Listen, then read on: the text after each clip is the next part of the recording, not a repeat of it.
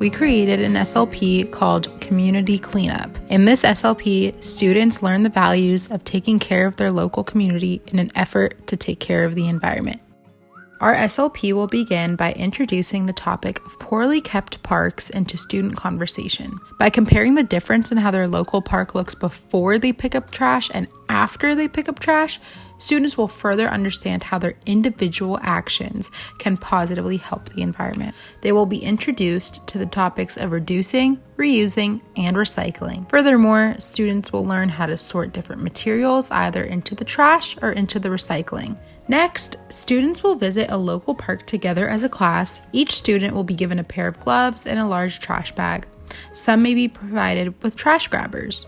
They'll walk around the park looking for trash on the ground that's hurting the environment. Everyone will get together to begin sorting trash collected into two distinct piles: trash and recycle. Other piles can be made to collect other materials, like compost or yard waste. Students can even sort recyclables into different categories, like plastic, aluminum, glass, etc. Since this topic might be challenging for some students to understand, legends can be provided for them, telling them what can be recycled and what cannot be recycled. Last, our SLP will conclude by bringing everyone back together to discuss how we can make green choices. Students will be equipped with the knowledge to think first before throwing something away. Students will walk away from our SLP with a valuable lesson that being kind to the environment is being kind to the community. They'll also inspire others to do the same. We have designed a traditional assessment to assess the students' understanding of the differences between recycling, compost, and garbage that is bound for the landfill.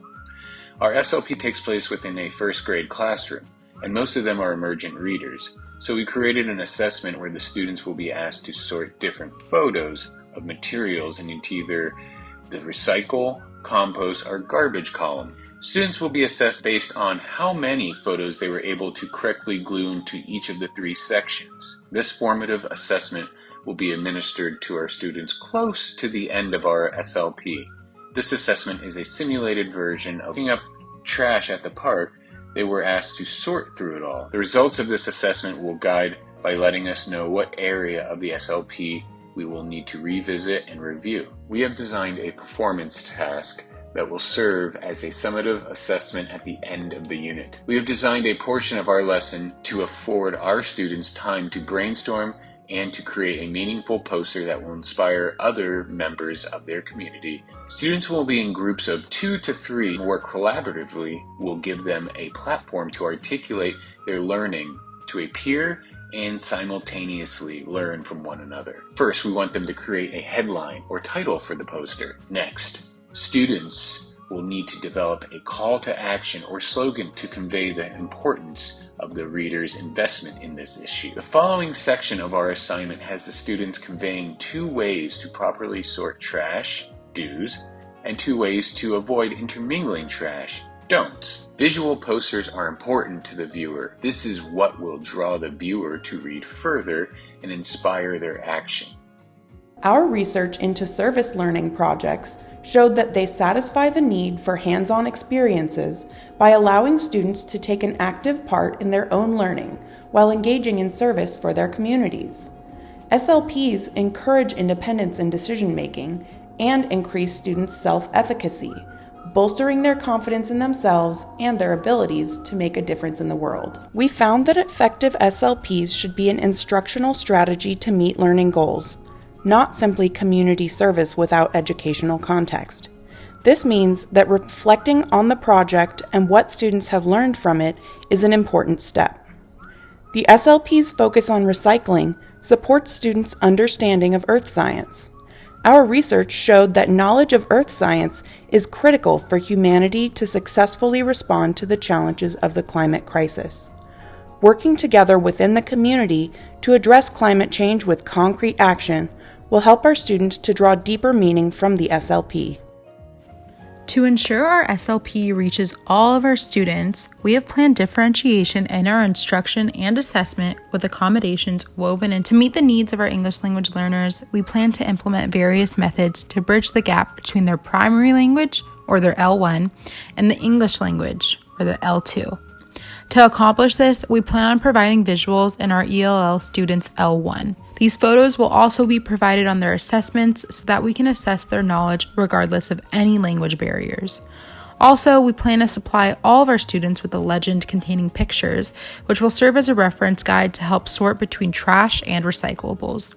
Students with learning disabilities will also benefit from these visual learning tools to bridge content to comprehension. To further support our ELLs, we will provide them with opportunities to interact with peers and solve problems together by grouping them with students who may be more proficient in English. This will allow them to practice using the content vocabulary in a meaningful, hands-on way. By providing multiple modalities for students to learn the information, we can appeal to every student's specific learning style, whether it's visual, auditory, social, etc. To alleviate the physical demands our SLP might have on students with physical disabilities, we'll provide them with trash grabbers. Our students will be paired up in this project, so we'll add an extra partner to groups with students who will need physical assistance or extra support. If students have mobility issues, they can fulfill the key role of the sorter, where they sort items into the trash or the recycle. We plan to have our GATE students as our direct assistants in charge of guiding the other sorters. They'll inspect our separated recycling materials to ensure appropriate items are grouped together. Our goal in addressing the needs of our diverse learners is to connect them to all of their fellow students and their community while making a classroom of environmentalists in training. For our traditional assessment, we have made accommodations for students who have trouble cutting and gluing the images due to mobility issues or difficulties with fine motor skills. Students may choose to use a computer to complete the assessment and would be able to use a mouse, trackpad, or touchscreen. Another option for students would be to dictate to a teacher or aide. For our alternative assessment, accommodations can be made. If they struggle with the craftsmanship or fine motor skills associated with this task, they can use a computer program such as Google Slides or Microsoft Word to design their poster. The students also have the option to work with their partners to create a 2-minute video that follows the same criteria as the poster. For our English language learner students, they can also complete their poster in their language 1 and work with a partner that is proficient in the same language 1. Sentence frames can be offered to students that are English language learners. The final accommodation gives the students the option to work alone on the project, which could be especially helpful for high-achieving students. Our GATE students can achieve extra points for incorporating 1 to 2 sentences that communicate how waste disposal is important for our environment. One of the main neurodevelopmental constructs which we applied in developing our SLP was social cognition. We wanted our students to think deeply about how their actions have effects on other people and how every person's actions affect the community as a whole. We also addressed higher order cognition by asking our students to think about the importance of proper recycling on a global scale as well as a local scale, applying what they learn to a larger context. Our students will engage in the ND construct of memory as they process and use what they learn about recycling. The related construct of attention will be accessed throughout the SLP as students practice recycling and pay attention to the collection and sorting of garbage in the park. Finally, our students will be practicing their neuromotor skills as they collect and sort the items they pick up in the park. Students with differing levels of physical ability will be supported in their engagement with neuromotor skills with the use of trash grabbers to help collect garbage.